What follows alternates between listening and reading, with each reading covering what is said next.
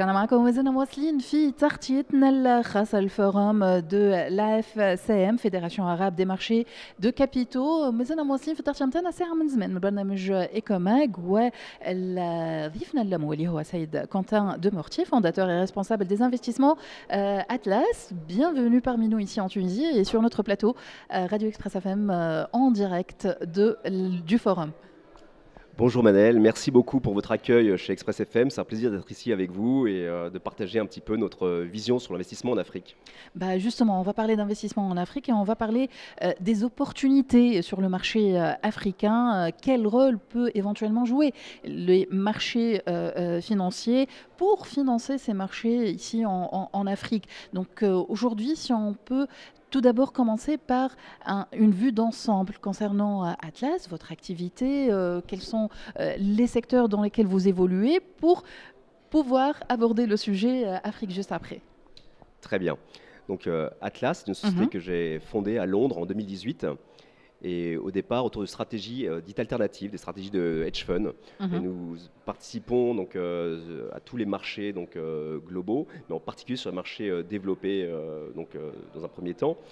Ensuite, nous avons développé d'autres produits, des produits plus directionnels. Et aujourd'hui, il nous apparaît extrêmement opportun de regarder beaucoup plus en profondeur ce qui se passe donc, sur le continent, donc, à l'aune des grosses tendances macroéconomiques. Donc c'est la raison notamment pour laquelle nous sommes ici aujourd'hui. D'accord. Donc aujourd'hui, quand on parle de marché africain, certainement on parle d'attractivité. Du coup, quels sont les principaux atouts qui font de ce marché aujourd'hui un marché attractif vers lequel vous voulez vous tourner justement?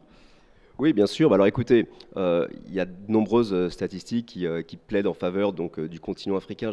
Quand on parle du continent africain et des investissements en Afrique, bien sûr, il y a des réalités extrêmement diverses en fonction des différentes zones et différents pays. Donc c'est toujours un petit peu le risque de tomber dans les généralités.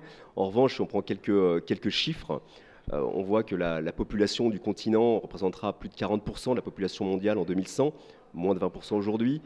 On voit que les taux de croissance en Afrique sont bien supérieurs à ceux d'économies comme les États-Unis, l'Europe ou le Japon, qui prises ensemble ont une croissance depuis une vingtaine d'années qui est 2 fois moins importante que celle de l'Afrique en tant que continent.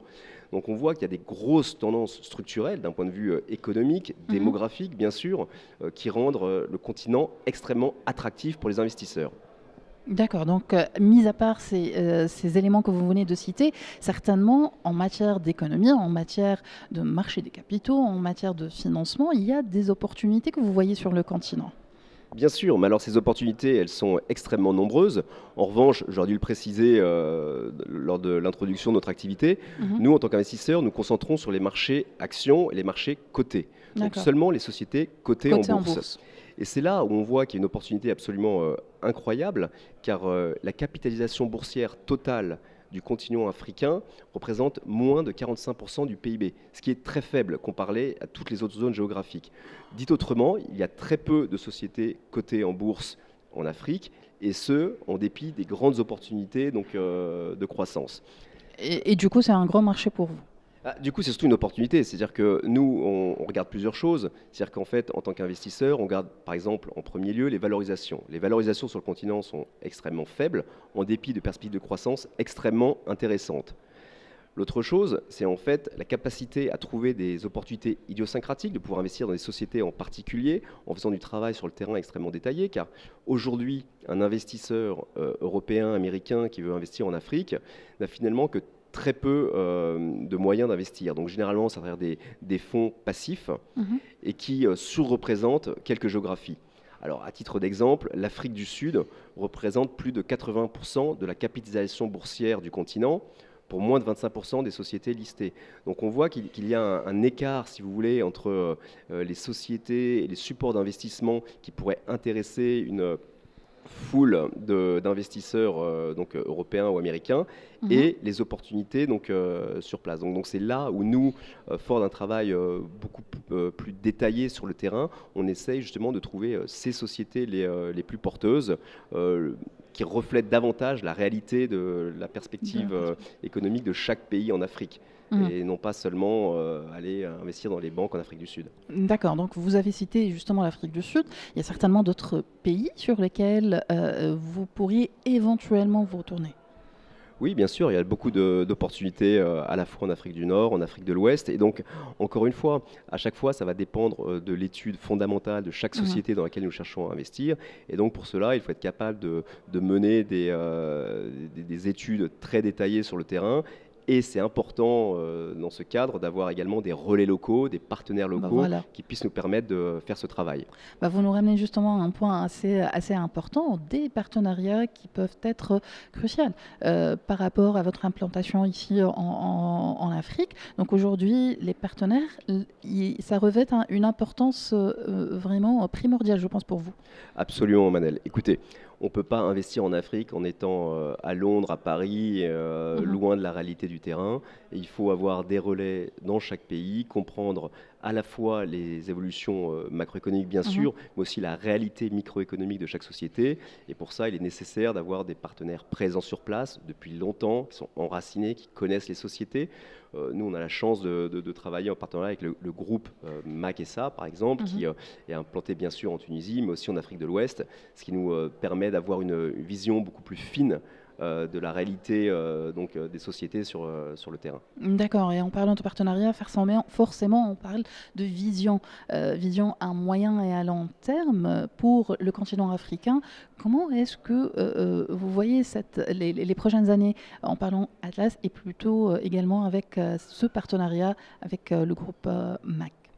Écoutez, comme je disais, nous, mon souhait, c'est de pouvoir investir davantage donc, sur le Est-ce que continent. c'est Et chiffré? c'est voilà, c'est un souhait qui est partagé par de nombreux investisseurs. Et pour cela, il faut, je dirais, confronter un certain nombre d'obstacles et d'harmonisation sur les Mhm. régimes, donc de Notamment? régulation, les Mhm. places boursières, sur les régimes au niveau des devises, par Mhm. exemple.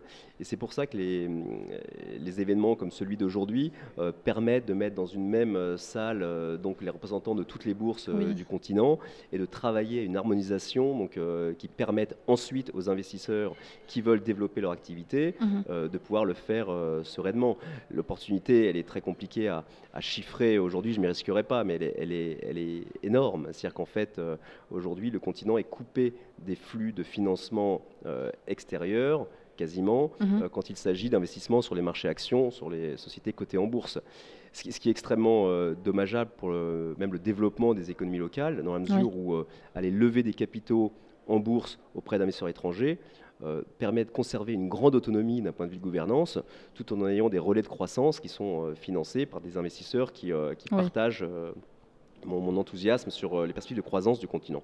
D'accord, donc aujourd'hui, avoir des partenaires stratégiques sur le continent africain, on parle notamment du groupe MAC, aujourd'hui va vous permettre, en tant que société et qu'investisseur, de connaître un peu mieux le marché, notamment parce que quand on parle du groupe, il est établi sur plusieurs pays, il n'y a pas que la Tunisie, donc il connaît un petit peu le continent africain et les réglementations, éventuellement, comme vous venez de le dire, donc ça va vous faciliter un petit peu la tâche, Ah, j'imagine. exactement, mais plus que nous faciliter, ça nous permettre d'être Mhm. actifs sur le continent. C'est-à-dire que je ne me risquerais pas du tout à aller investir dans des Mhm. sociétés locales sans avoir justement ce soutien d'un point de Mhm. vue recherche, compréhension des enjeux locaux d'un groupe comme Mac. D'accord, donc là, vous nous tentez vraiment une belle perche pour suivre notre interview avec Monsieur Fathi Sriri, justement Srir, désolé, qui est administrateur directeur général à Mac African, et là où il va nous parler du rôle de ces marchés dans le financement des marchés en Afrique. On va peut-être comprendre un petit peu la logique des choses et comment est-ce que ça fonctionne sur le terrain. Merci infiniment. Je ne sais pas si vous voulez rajouter quelque chose. Bah, merci beaucoup de m'avoir reçu et c'était un très bel événement aujourd'hui à Tunis. Donc je suis ravi d'être ici et de pouvoir participer à l'émergence d'un écosystème encore plus porteur pour Mhm. les investisseurs extérieurs à l'Afrique qui veulent se développer sur le continent. Voilà, merci infiniment à vous, merci d'avoir accepté Merci notre Manel. invitation. On va enchaîner donc juste باش نكملوا مع سيد فتحي صغير على le groupe MAC African. Donc خليكم معنا راجعين في إيكوماك وبيان évidemment ما زلت مواصلين معكم حتى الماضي 3.